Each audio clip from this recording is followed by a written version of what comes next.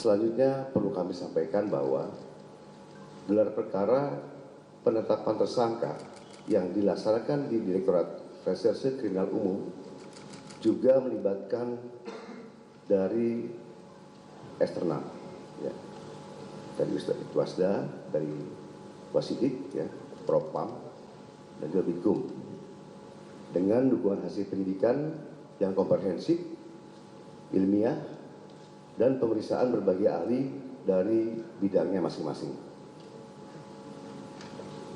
Berdasarkan hasil penyidikan, kami menetapkan 8 orang sebagai tersangka yang kami bagi dalam 2 klaster.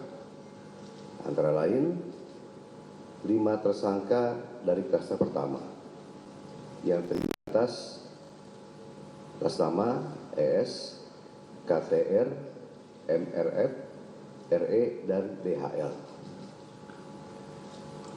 Untuk tersangka dari klaster ini dikenakan pasal 310 dan atau pasal 311 dan atau pasal 160 KUHP dan atau pasal 27A junto pasal 45 ayat 4 dan atau pasal 28 ayat 2 junto pasal 45A ayat 2 Undang-Undang ITE.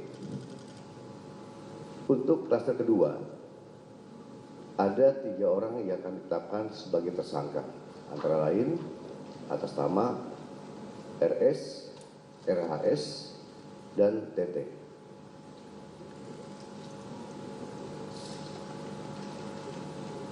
Tersangka pada klaster 2 dikenakan pasal 310 dan atau pasal 311 KUHP dan atau pasal 32 ayat 1 junto pasal 48 ayat 1 dan atau pasal 35 junto pasal 51 ayat 1 dan atau pasal 27A junto pasal 45 ayat 4 dan atau pasal 28 ayat 2 junto pasal 45A ayat 2 Undang-Undang ITE. Rekan-rekan media yang saya banggakan, dalam prosesnya penyidik telah memeriksa 130 saksi dan 22 ahli dari berbagai bidang yang terdiri dari 1.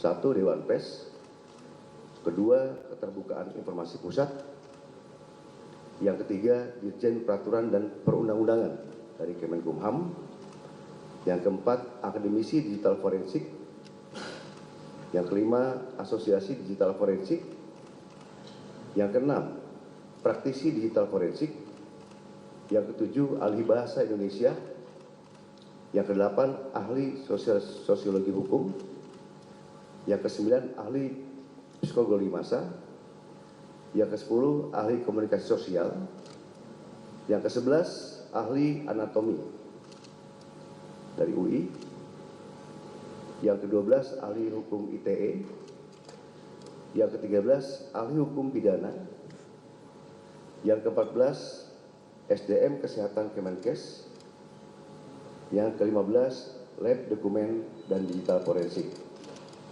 Selain itu, penyidik juga telah menyita 723 item barang bukti termasuk dokumen asli dari Universitas Gadjah Mada yang menegaskan bahwa ijazah Insinyur Joko Widodo adalah asli dan sah. Hal tersebut juga diperkuat oleh hasil pemeriksaan dari Puslapor Polri dalam aspek analog dan digital. Berdasarkan temuan tersebut, penyidik menyimpulkan bahwa para tersangka telah menyebarkan tuduhan palsu dan melakukan edit serta manipulasi digital terhadap dokumen ijazah dengan metode analisis yang tidak ilmiah dan menyesatkan publik. Selanjutnya, penyidik akan berkoordinasi dengan Kejaksaan Tinggi DKI Jakarta untuk proses hukum lebih lanjut. Pada kesempatan ini, kami tegaskan bahwa penanganan perkara yang kami lakukan murni proses penegakan hukum. Kemudian seluruh tahapan juga dilakukan secara profesional, proporsional, transparan, dan akuntabel. Oleh karena itu, kami menghimbau kepada masyarakat untuk bijak dalam menggunakan media sosial.